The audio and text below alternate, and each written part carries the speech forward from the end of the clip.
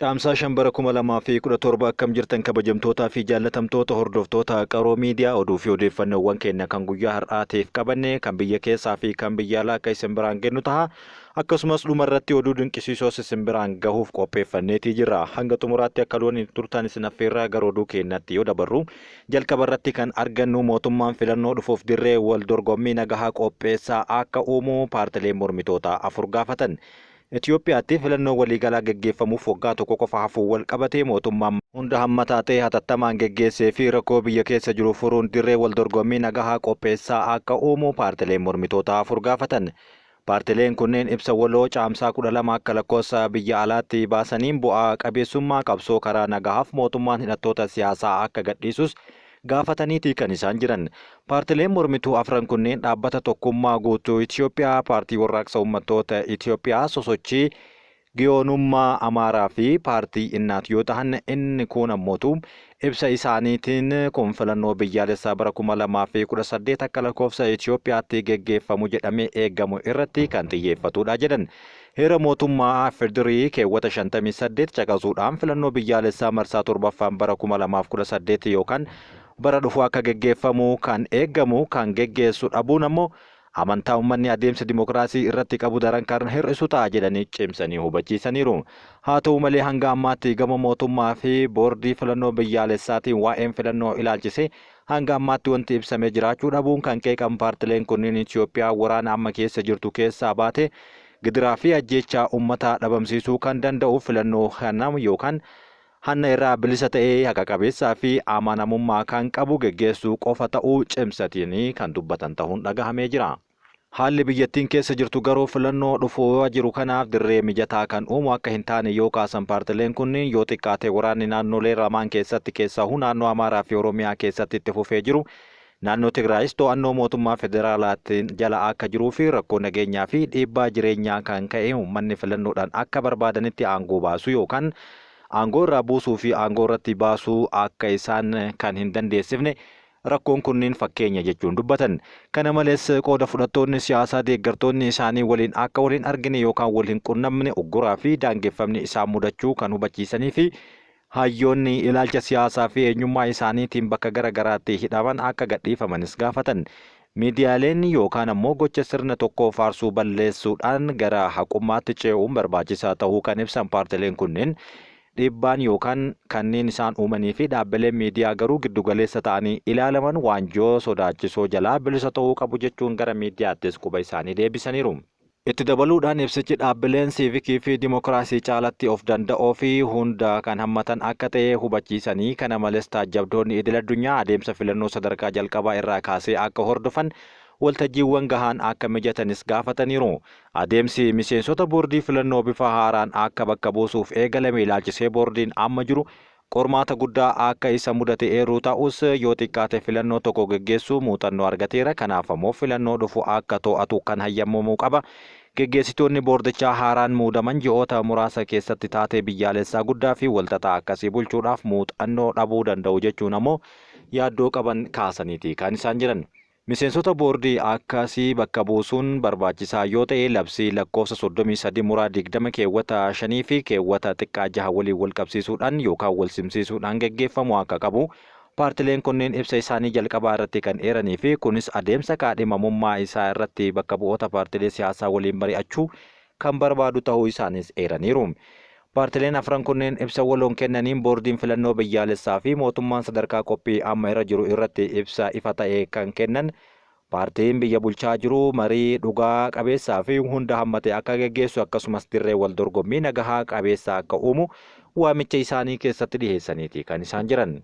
Mootummaan malaawwan ukkaamsaa akka baasuu yookaan ammoo dhaabbilee nageenya tajaajila paartii irraa akka adda baasuu fi taajjabdoonni jalqabarraa kaasee adeemsa kana hordofuu akka jalqaban kan godhuu fi paartileen kanneen bu'a qabeessummaa qabsoo karaa nagahaa deeggaruudhaaf hidhamtoonni siyaasaa akka hiikamaniif kan gaafatanii fi uummanni bal'aan mootummaa gara daandii sirriitti akka deebi'u dhiibbaa gochuu qabu waamicha biraa dhiheessanii jiran. Filannoon dhufu kanas dhimma jireenyaa fi du'aa fi akkasumas rakkoo walxaxaa biyyattii mudatee bahuuf carraa tokkicha akka ta'e yoo ibsan keessahuu qaala'insa jireenyaa yeroo garagaraatti uummata irratti rakkoo fidaa jiru kanaafis furmaata akka ta'u jechuudhaan ibsa isaanii kana keessatti dubbataniiti kan isaan jiran. Xiyyaara Maaleeziyaa MH17 Yukureenitti rukutamee kufeef Raashaatu itti gaafatama jedhe UN. Ejensiin Aviyeeshinii dhaabbata biyyoota gamtoomanii UN xiyyaara daandii xiyyaaraa Maaleeziyaa MH17 baatii adoolessaa darbe keessa baha Yukureenitti kuffisuu ishee akka gabaafamu yookaan kan itti gaafatamtu Raashaa ta'uu kan himan ta'uun dubbatamaati kan inni jiru. Namoonni xiyyaara imaltoota kana keessa turan 298 hundi isaanii misaa'ila Raashaan hojjetamteen kan ajjeefaman jechuu yoo quba qaban. Raashaa yeroo hedduu balaa qilleensaa kanaaf ammoo itti gaafatamummaa tokkollee akka hin fudhanne himaa turte. Wixata kaleessa mana maree dhaabbata Civil Aviation idil addunyaatti dhaabbata biyyoota gamtoomaniitti Federeeshiniin Raashaa dirqama seera qilleensaa idil addunyaa kan mootummoonni balalii xiyyaaraa siivilii irratti meeshaa waraanaa fayyadamuun akka of qusatan dirqisiisu kabajuu dhabuu isaatti sagalee kenneeti kan inni jiru. Xiyyaarri daandii qilleensa Maaleeziyaa MH17 Amsterdam irraa gara Kuala Lumpur osoo balali'aa jiru naannoo Yukureen Doombaas irratti loltoota Raashaatiin deeggaramanii fi humnoota Yukureen gidduutti taasifameen itti dhukaafamee akka bu'ee dubbatamee jira. Imaltootaa fi hojjettoota xiyyaarichaa irra caalaan isaanii lammii Neezerlaandi ta'an 196 xiyyaaricha keessa turan jechuunis dubbatamaati kan inni ture. Balallii kana keessa lammiileen Awustiraaliyaa 38 kan Biriteen 10 lammiileen Beeljeemii fi Maaleeziyaas tokko akka achi keessatti argaman yoo himamu. Bara 2022 mootummaan Awustiraaliyaa fi Neezerlaand dhimma kana UN'tti dhiheessan yoo ta'u lamaan isaaniiyyuu murtee isaanii kana kan aviyeeshinii warra UN kan deeggaran ta'uu yeroo ammaa kanatti waloon ibsa kennaniiru.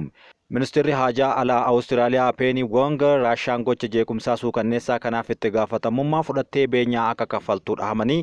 Ministeerri Haajaa Alaa Neezerlaand Kaaspar ammoo gama isaaniitiin dhugaa mirkaneessuu fi haqa itti gaafatamummaa galmaan gahuudhaaf tarkaanfiin barbaachisaa ta'e fudhatamuu qaba jechuun dubbateera. Kun haasawaa addunyaaf erga ifa ta'ee dabarsuu qaba yoo jedhan biyyoonni seera idil addunyaa cabsuun hin danda'an jechuunis dubbateera. Manni murtii Neezerlaand bara 2022 garee Raashaan to'atamee xiyyaaricha kuffisuu isaaniitiin lammiileen Raashaa lamaa fi lammiileen Yukureen Raashaa deeggaru tokko bakka isaan hin jirretti murtee ajjechaan akka irratti adabaman taasiseera.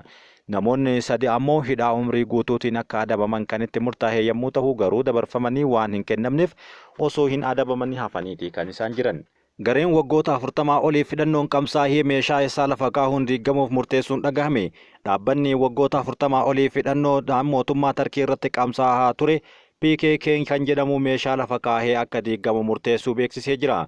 Waggoota 40f riphee loltummaa mootummaa Tarkii kan mormaa ture yommuu ta'u gareen kun dhaaba seera qabeessa hin taane jedhamee shororkeessummaan irratti labsamee tureera. Murteen diigamuu kun kan beeksifame hoogganaan dhaabbatichaa hidhaa jiran ji'oota 3 dura waamicha gareen kun haa diigamu jedhu erga dhiyeessee booda akka ta'e simamaa jira. Gareen kun Tarkiin qofa osoo hin taane biyyoota Awurooppaa yookaan gamtaa Awurooppaa jala jiran kanneen akka UK fi US'n dhaaba shororkeessummaa jechuudhaan jalatti rabsamee yookaan farrajamee turuun isaanii beekama. Riphee lolaan PKK kaayyoo ganamaa warra Kurdiitiif biyya walabaa tokko ijaaruu kan jedhu qabatee kan kahe yommuu ta'u gosti uummata Kurdii kun Turkii keessatti 20% kan qabudha. Booda ilaalcha fottoquu qabatee kan dhiise Tarkiin jalatti bulchiinsa walabaa fi mirga guutuu Kurdootaa eegsisuu irratti xiyyeeffate erga waggaa 40 boodaati amma dubbii biraa fiduun isaa dhagahameera. Qabsoo dhaaba kanaa keessatti yoo xiqqaatee namoonni 40,000 ol lubbuu isaanii akka gabbaran kan beekamee fi kurraan dhala darbe hoogganaan dhaabbatichaa ganna 76 kan turan Okolaannaa dhaabni kun meeshaa isaa lafa kaahee diigamuun murtee isaa akka dabarsee ifa godhameetiin jira. Namni kun murtee kana kan dabarse mana hidhaa keessa taa'ee akka ta'es dubbii cimaa kan ta'edha. Hoogganaan dhaabbatichaa kun erga bara 1999 kibba lixa Istaanbul odola galaana Marmaraa jedhamutti kophaa isaa hidhame hanga ammaatti akka achi jiruuf yoo xiqqaate waggoota 26 oliif mana hidhaa keessa akka jiru ni beekama. Ji'a 3 darban dura mana hidhaa irraa xalayaa barreesseen karaa siyaasaa dimokiraasii fiduudhaaf haalli hin jiru daandiin bu'uuraa waliigaltee dimokiraatawaa gochuu qofaadha jechuun murteesse. Dhaaba kana diiguudhaan wanta hoogganaan kennanii fi miseensonni dhaabbatichaa argatan irratti wanti ifatti jedhamee jiraachuu baatus hidhaa bahuu akka danda'u garuu yeroo ammaa kanatti tilmaamamaatii jira. Namootni siyaasaa Kurdii mariin siyaasaa akka gaggeeffamuu fi mirga warra Kurdiitiif fireen akka uumamu kan abdatuutti jalqabanii jiru. Inumaayyuu qawwee qabatanii qabsaa'uu irra qabsoon karaa nagahaatiin ta'uu uummata Kurdiitiif akka abdii horee kan himamaa jiru yommuu ta'u gama lamaaniin waliigaltee irra gahuun barbaachisaadha jechuun sababa gahaa qabna jechuun warroonni Kurdii dubbataa jiru. PKK'n waggoota dhihoo asitti waraana Tarkiitiin akka malee kan rukutame yookaan kan miidhame yommuu ta'u jijjiiramni naannoo isaanii dhaabbileen isaan waliin hojjetan Iraaqii fi Sooriyaa keessatti socho'anii jiranis yookaan sochii kana keessatti Tarkiin dandamachuu kan hin dandeenyedha jedhamaa jira. Pirezidaantii Erdogaan filannoo pirezidaantii Tarkii bara 2028 dhufu irratti kan geggeeffamu irra deebi'anii dorgomuu yoo barbaadan deeggarsa dhaabbilee Kurdootaa kan isa barbaachisuudha. Dubbi himaan dhaaba Erdogaan yaada dhimma kanarratti kennee murteen dhaaba kana diiguu biyya Tarkii shororkeessummaa irraa bilisa taate ijaaruudhaaf tarkaanfii guddaadha jechuun Rooyitersitti himan. Ogeessi Chatham House jedhamu tokko ammoo akka jedhetti fedha siyaasaa dhaabbilee Kurdiitiif xiyyeeffannoo kennuuf ce'umsa dimokiraasii guddaatu nuuf uumame jechuun akka gammachuuttis dubbataati kan isaan jiran.